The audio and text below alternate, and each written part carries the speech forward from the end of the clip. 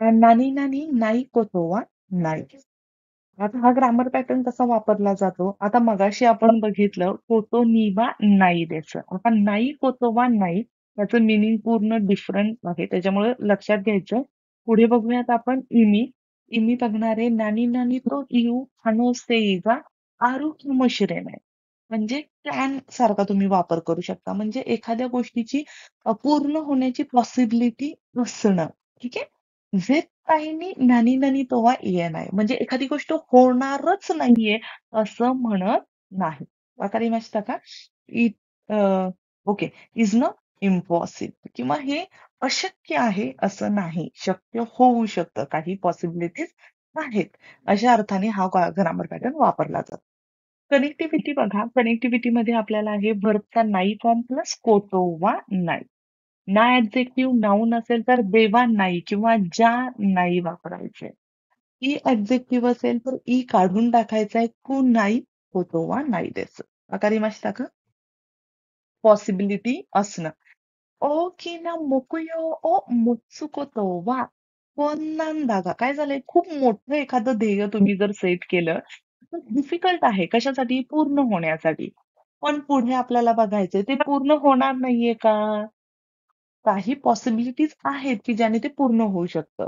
हसते सुरू कोतो वा नाही कोतो वा नाही म्हणजेच काय पॉसिबल होऊ शकतं. ते पूर्ण होऊ शकतं. वाकारी माहिती का?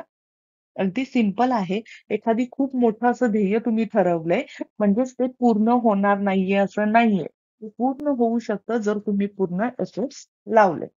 किंवा डिफिकल्ट एखादी सिच्युएशन दा केरेदोमो असली तरीही काय खाईकेच सुरू हो वा नाही कोतो वा नाही. खाईकेच्चू करणं म्हणजे काय सॉल्व्ह करणं. म्हणजे एखादा खूप डिफिकल्ट जरी प्रॉब्लेम असेल तरी तो सॉल्व्ह होणार नाहीये असं नाहीये. काही पॉसिबिलिटीज आहेत की जेणे तो सॉल्व्ह होऊ शकतो. ठीक आहे? हं. ज्या शुकदाय देसे शुकदाय ओ मितेमिमाशो. चिरा नाही कोतोवा नाही गा म्हणजे मला माहिती नाहीये असं नाहीये, पण काय मला ते सांगायचं नाहीये. ज्या देंकी दे नाही कोतोमो नाही गा म्हणजे मी काही अशी आजारी वगैरे आहे असं नाहीये, पण काय झालंय मग? ठीक आहे.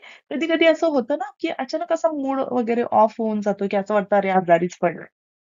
त्याच्यासाठी तुम्ही वापरू शकता. तसं सेंटेन्स तुम्ही बनवू शकता. "आमाई मोनो ताबे नाही कोतोमो नाही गा" म्हणजे मी गोड खात नाहीये असं नाहीये.